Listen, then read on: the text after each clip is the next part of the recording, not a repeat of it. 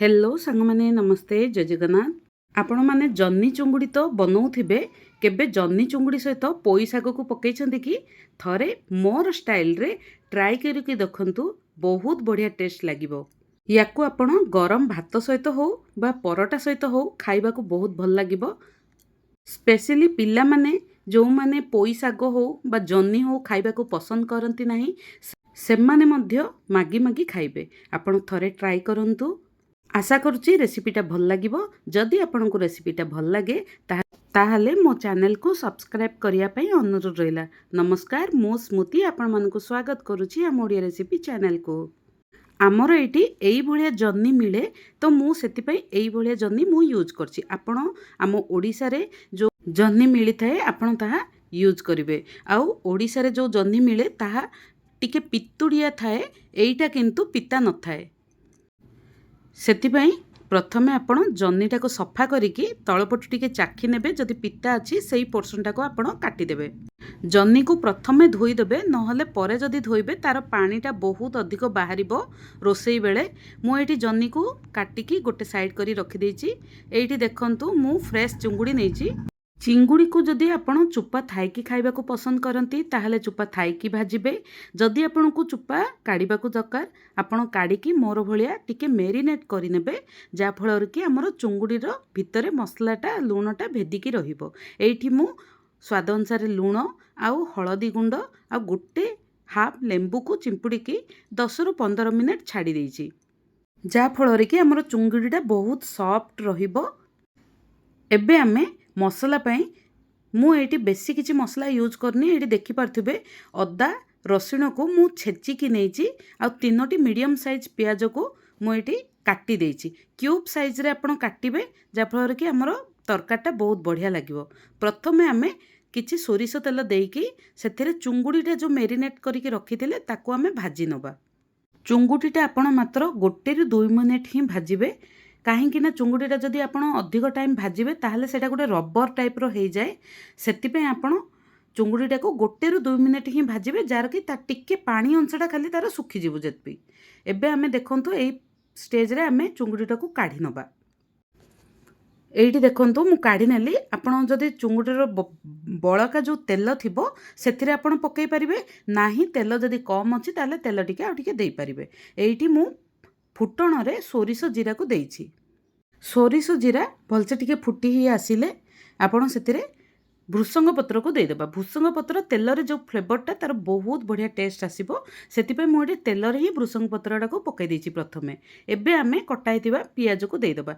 पियाजर quantity टिके अधिक रखिले जन्नी चुंगुड़ीर टेस्टटा आहुरी बढ़िया अधिक टेस्टी लागिबो। सेतिपे देखुथिबे एइठी मु क्वांटिटी भी अधिक रखिछि आ क्यूब आकार रे काटछि, काहेकि ना पियाजटा हमर पाटी रे टिके हल्का हल्का बाजिले बहुत टेस्टी लागिबो। एबे आमे सेतिरे अदा कंचा लंका आउ रसुण छेचा को देदेबा। आपण चाहिले पेस्ट भी दे पारिबे, किंतु जो छेचार जो बास्नाटा ताहा बहुत बढ़िया भल लागे। सेतिपे मु एठी छेचिकी देइछि। एबे आमे टमाटो को देदेबा। गोटे टमाटो मु एठी देइछि। आपनको जदि अधिक खाइबा पसंद, टमाटर खट्टा फ्लेवरटा पसंद, ताहले आपण आ गोटे टमाटो देई पारिबे। एबे आमे टमाटो टिके मेल्ट हबा पई छाड़ी देबा घोड़ेकी किछि समय। तापरे सेथिरे आमे जन्नी देदेबा। जेहेतु आमर चुंगुड़ीटा आगुरु भजा हो जाइछि, आमे चुंगुड़ीटा को परे देबा। जन्नीटा सिजिबो, तार पानी भी बाहरिबो। सेतिपई एई सबु प्रोसेस रे आमे टिके फ्लेमटा अधिक ही रखिथिबा। एबे आमे सेतिरे हळदी गुंड स्वाद अनुसार लूण देदेबा। एही सबु मसला आपणकर क्वांटिटी हिसाब रे कम अधिक करि परिबे। एठी देखंतु भलसे मसला मु सबु मिसेकी किछि समय घोड़ेई देली, जा फलर कि हमर जन्नीरु जहा पानी बाहरिया कथा ता बाहरी जिवो। जन्नीटा खाइबा पई देह पई बहुत भल। आ ता सहित जदि चुंगुड़ी जदि पड़ी जाए ताहले बहुत बढ़िया टेस्ट एनहांस हो जाए।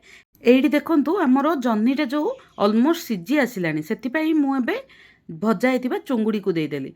चुंगुड़ी पकेला परे परे सेथिरे आमे लंका गुंड, धनिया गुंड, गरम मसला आउ किछि चिकन मसला को देदेबा। मु आपनको कहिले आपनको क्वांटिटी हिसाब रे एई सबु मसला आपण कम अधिक करि परिबे।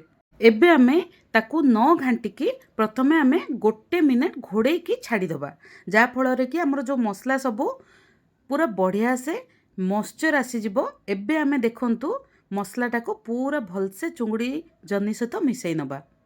ଯେହେତୁ ଜହ୍ନିଟା ମୁଁ ଏଇଠି ଆଗରୁ ଧୋଇକି କାଟିଥିଲି ତ ବେଶୀ ସମୟ ଲାଗିଲାନି, ଜହ୍ନିଟା ପାଣି ବି ବାହାରିଲାନି ଆଉ ଜଲ୍ଦି ଶୁଖିଗଲା ପାଣି। ସବୁ ଜିନିଷ ପକାଇଲା ପରେ ଆମେ ପୁରା ଶେଷରେ ପୋଇ ଶାଗକୁ ଦେବା। ପୋଇ ଶାଗକୁ ମଧ୍ୟ ପକାଇଲା ପରେ ଆପଣ ବେଶୀ ଅଧିକ ସମୟ ତାକୁ ବଏଲ୍ କରିବାକୁ ଦରକାର ପଡ଼ିବନି। ପୋଇ ଶାଗଟା ବହୁତ ଜଲ୍ଦି ସିଝିଯିବ।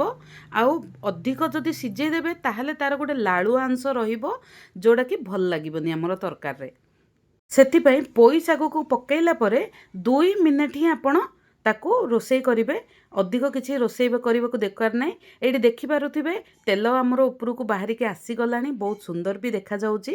ଆପଣ ଯଦି ଭାତ ସହିତ ଖାଇବାକୁ ଚାହୁଁଛନ୍ତି, ଟିକେ ଅଧିକ ଜୁସ୍ ଦରକାର ପଡ଼େ, ଏହି ସମୟରେ ଆପଣ ଗରମ ପାଣି ହେଉ ଥଣ୍ଡା ପାଣି ହେଉ ଦେଇକି ଆଉ 1ରୁ 2 ମିନିଟ୍ ତାକୁ ଫୁଟେଇ ପାରିବେ। ଏଇଠି ମୁଁ ବିନା ପାଣିରେ ବନେଇଛି, ଯାହା ଜହ୍ନିର ପାଣି ଅଳ୍ପ ତାହା ଟିକେ ଲଟପଟ ହେଇକି ଅଛି। ତ ସେଥିପାଇଁ ଆପଣ ଯଦି ପତଳା କରିବାକୁ ଚାହିଁବେ ତାହେଲେ ପତଳା କରିପାରିବେ। ଯଦି ପୁରା ଆପଣ ଶୁଖିଲା କରିକି ଖାଇବାକୁ ପରଟା ସହିତ ପସନ୍ଦ କରିବେ, ପୁରା ଶୁଖିଲା ବି କରିପାରିବେ, ବହୁତ ବଢ଼ିଆ ଟେଷ୍ଟ ଲାଗିବ। ପିଲାଠୁ ବଡ଼ ସମସ୍ତେ ଖାଇବାକୁ ପସନ୍ଦ କରିବେ। ତ ଥରେ ଏଇଭଳିଆ ଜହ୍ନି ଚୁଙ୍ଗୁଡ଼ି ପୋଇ ବନେଇକି ଦେଖନ୍ତୁ। ଭିଡ଼ିଓଟି ଯଦି ଭଲ ଲାଗେ ତାହେଲେ ଲାଇକ୍ ସେୟାର କମେଣ୍ଟ କରିବାକୁ ଜମାରୁ ବି ଭୁଲିବେନି। ପୁଣି ଥରେ ନେକ୍ସଟ ଭିଡ଼ିଓରେ ଦେଖା ହେବ। ରହିଲି, ଜୟ ଜଗନ୍ନାଥ।